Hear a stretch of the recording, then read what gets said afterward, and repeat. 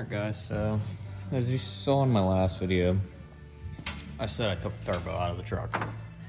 So I'm gonna start tearing it apart. It's definitely not gonna be in one video because I'm doing a turbo, head studs, fast fuel system, injector nozzles, new intercooler piping and stuff.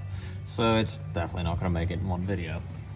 But I'm gonna get started on ripping it apart. I'm still waiting on a couple parts for it, but I'm gonna get the intercooler hopefully out tonight, which gotta get the intercooler piping off, and I think there's like 4 or so bolts that hold it into the frame.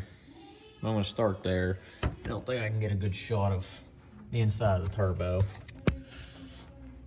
Yeah, I guess it kind of can. You can see that wheel's a little chewed up. But I'm gonna get my 11mm and I'm gonna start taking these clamps off, and I'll be right back. Alright guys, so obviously I don't have the fancy tools to do at home. I don't have the wall guns and stuff here. These are what was here when we bought the place. But I'm gonna start taking these intercooler pipes off. Like I said, it's 11mm. And I know these ones come off pretty easily because I've already had them off. Except for I haven't taken them off down at the intercooler. But I've had the upper sides off from when I did the housing, powder coating it. And then the other side I had it off whenever I took that throttle valve out.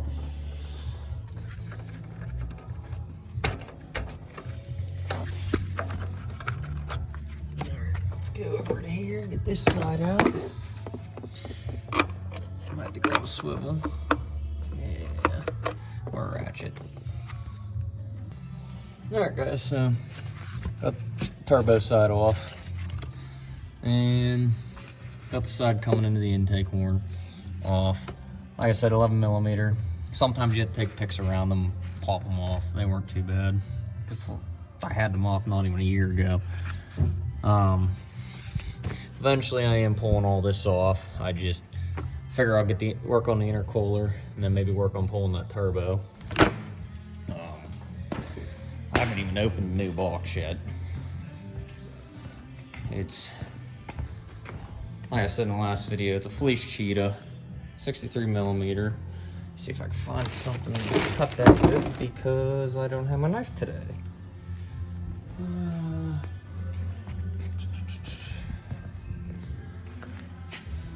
I'm gonna go grab a knife. I'll be right back. Alright guys, so I got the box open finally. And oh look, I even get a fancy, wow, a whole bunch of stuff. But there's the turbo.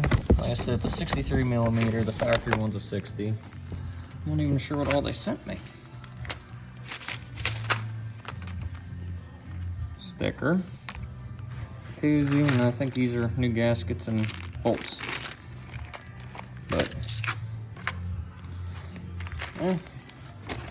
can't do anything with that until get the old one out. So we'll go back to tearing that out.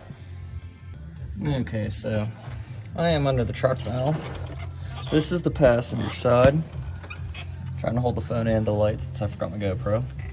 So you can see that banjo bolt there to take that hot air pipe off. And then you come over here to the driver's side, up there by the steering box. I don't know if you can see that. Let's try to get a better angle on it. I don't know if I can get a better angle. Oh, there we go. There's the other side for the cold side. And then there's your 2 intercooler bolts. I believe there's only 2 per side. The other ones, there might be 3 on this side, but they're right up in here. So I'm gonna work on getting those out. I wish I would be able to record it, but I forgot my GoPro, and it's kind of hard for me to hold both the phone and everything. Alright guys, so got that side off. And driver's side's off too, which there was apparently moisture in that. And probably oil. Which is I mean, you do get a little oil, but I'm hoping I didn't put a lot of oil through it. I was looking here. I know I gotta take this pin out and this pin out. I'm hoping I can leave it. Actually, I'm gonna try to leave it in because it hooks clear up front there. If I don't have to take it the whole way out, I'm not going to. I believe this shield can stay on till you get it out. We're gonna try to leave on as much as possible, so it's not as big of a pain in the butt. It looks like I might have been leaking coolant at some point in time.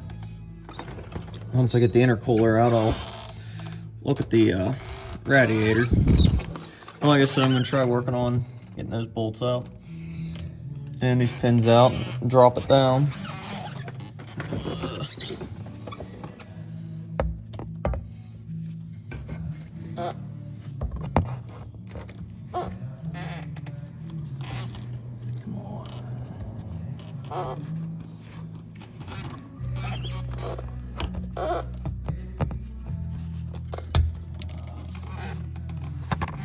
They're just little like Christmas tree pins. They pop out pretty easily if you can get your tool on them.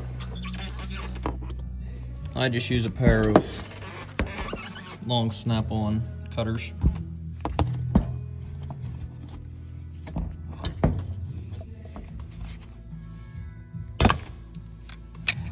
Like I said, that loosens that flap up. I'm hoping to be able to slide it back enough, but I have a feeling I'm probably going to be taking it off.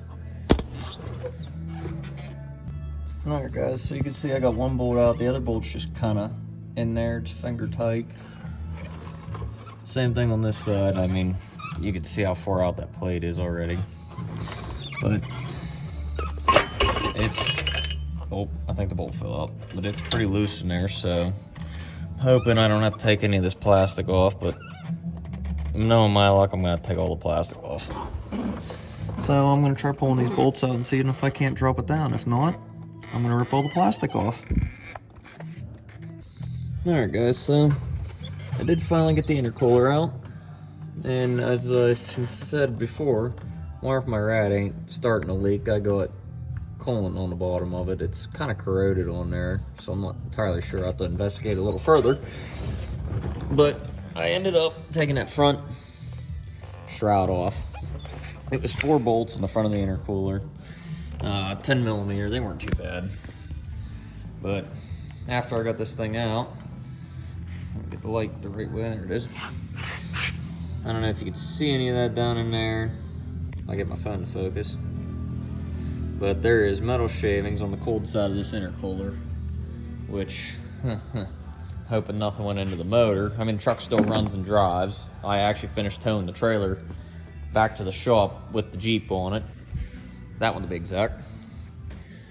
And it ran, it just smoked like crazy. But yeah, that kind of sucks. Luckily, I'm pulling all the intake plenum and stuff off, so I'll get to see and make sure hopefully nothing went into the motor. But now that I got that out, I'm gonna start probably taking this inner fender well out to start pulling that turbo. I might drain the coolant while I'm at it and waiting on the, or have it drain so I'm not waiting on it later to pull the coolant line on turbo. There guys, so inner fender well's out. Coolant's draining over there into a cat litter bucket. So I'm gonna take the clamp off the back of the turbo. I'm gonna try to leave that elbow in there because I really don't want to take it out. I might have to take it out. I didn't take it out on the last one I did, but it was a 12. This is an 18. Maybe a little different. Gotta unplug the actuator, which is there. Got your coolant lines and the oil lines, and then there's, I'm not taking the manifold. I'm just taking those. I don't know if you can see them up in there. There's 4 bolts, well, studs, I guess, that are in up there that I gotta take out. But it's a project, but it's nothing super terrible. Now, if you don't have a scanner, which I have a snap-on scanner, that could program the turbo actuator, you might run into some problems. Now they say with the Cheetah you don't have to do it, but I'm still gonna do it just to be safe. I also have the Alpha OBD if I really needed to for programming it. But it will run without a program. The exhaust brake and stuff just may not work. It may not perform as good as it's supposed to. So I always suggest to align the vanes of the turbo anyways, just to be safe. Even though it says you don't have to, I still do it just to be safe. And if I can get this wire off, that'd be great.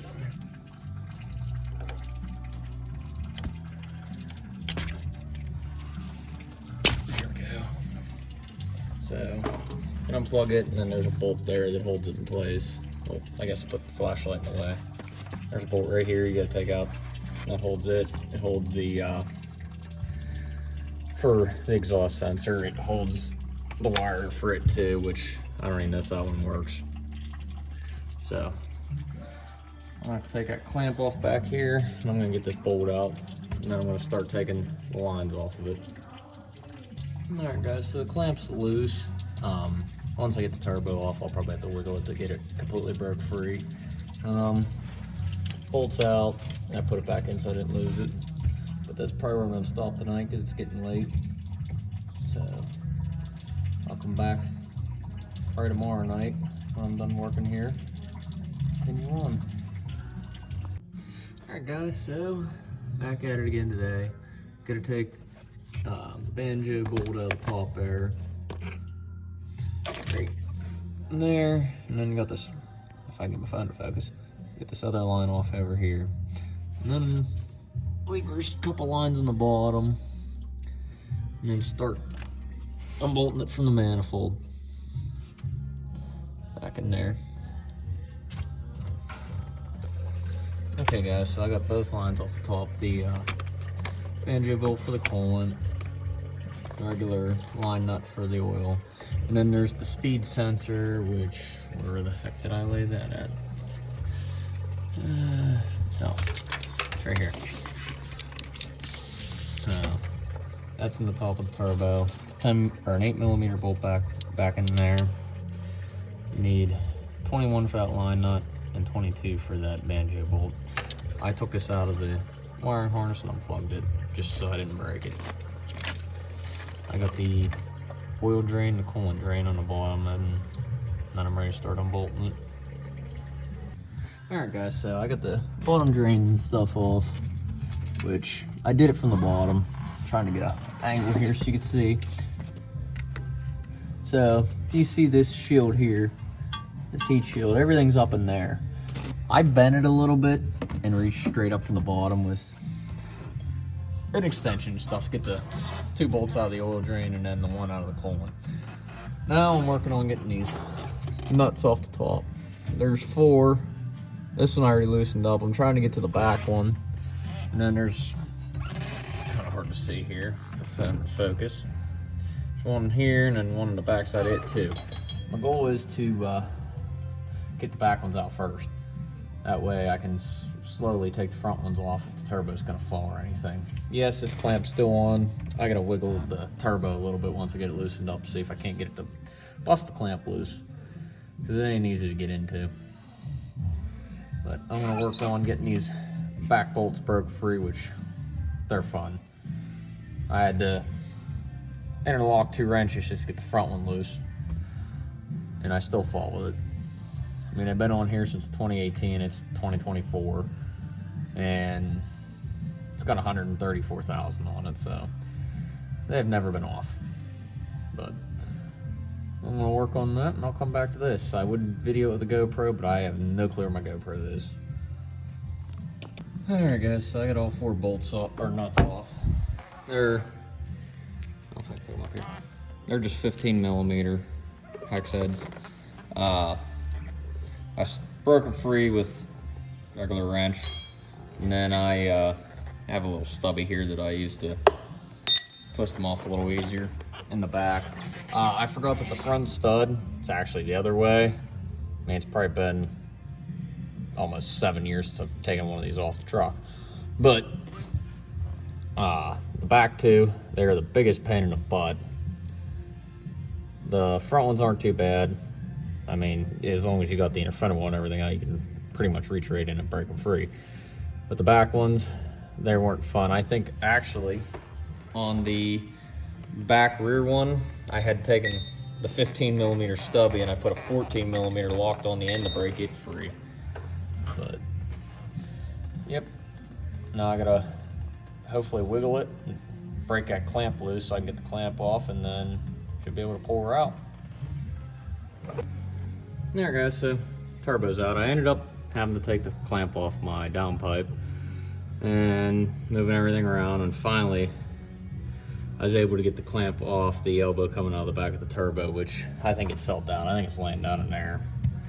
But I had to tear the riser parts off from like the EGR area to get it out.